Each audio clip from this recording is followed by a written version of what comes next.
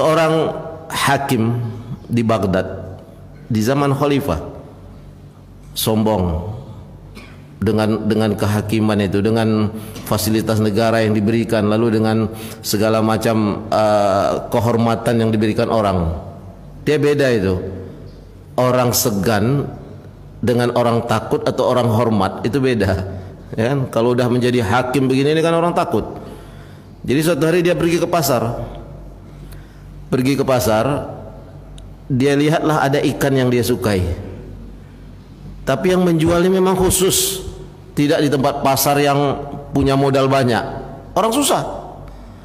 Begitu ia tanya, ini ikan ini punya kamu ya?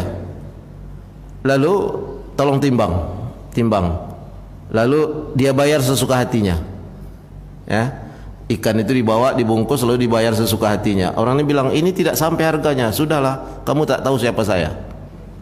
Lalu dibawalah ikan ini. Begitu di jalan di atas kendaraannya, dia tengok-tengok juga ikannya. Begitu dia pegang, tadi ikannya mati.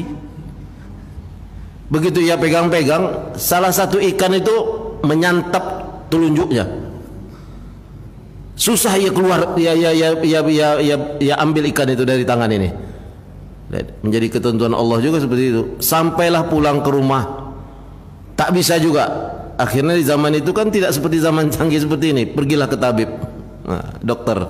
Lalu dibelahlah dia apa semua, tetap jadinya. Lalu dibalutlah, udah hampir putus. Ikan tadi mati awalnya, putus. Berjalanlah hari ke hari, bulan ke bulan, namun sakitnya enggak berkurang. Lalu menjalar sakit itu. Pergi lagi ke tabib, dia harus memotong jari telunjuk ini.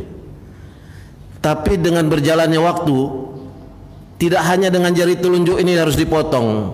Penyakit tadi menjalar ke seluruhnya sampailah dipotong tangannya. Lihat, saya katakan lagi. Kemudian menjalar ke semuanya sampai dipotong sebuah kakinya. Bersilang pula kenanya ke kaki kiri pula. Potonglah. Akhirnya ia sadar. Kelakuan aku yang nampaknya kecil kemarin dicarinya lah. Dia pergilah ke ulama, orang alim. Lalu orang alim ini mengatakan, engkau harus mencari orang yang pernah engkau zolimi dulu dan minta pemaafan kepadanya. Padahal selisih harga itu kecil aja. Kalau dikatakan dalam kisah itu kecil. Lalu dia pergi. Lalu dia katakan, aku sudah pergi ke dokter, berjalannya tahun, aku sudah tidak punya tangan, sudah tidak punya kaki sebelah. Maka pakai tongkatlah dia. Maukah engkau memaafkan?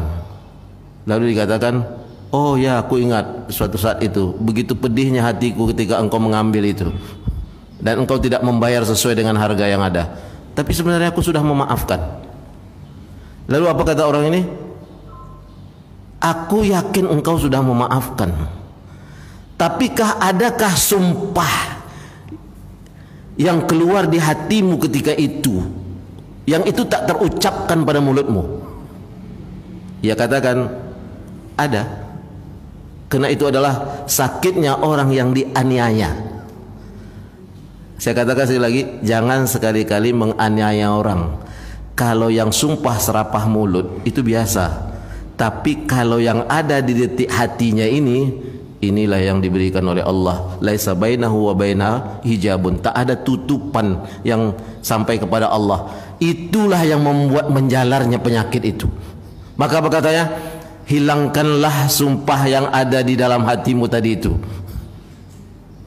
Lihat, mulai hari ini aku ridha dan aku akan mengganti apa yang engkau rugikan. Dia katakan tidak perlu menggantinya. Aku sudah ridho dengan segala apa yang terjadi. Hilang penyakitnya.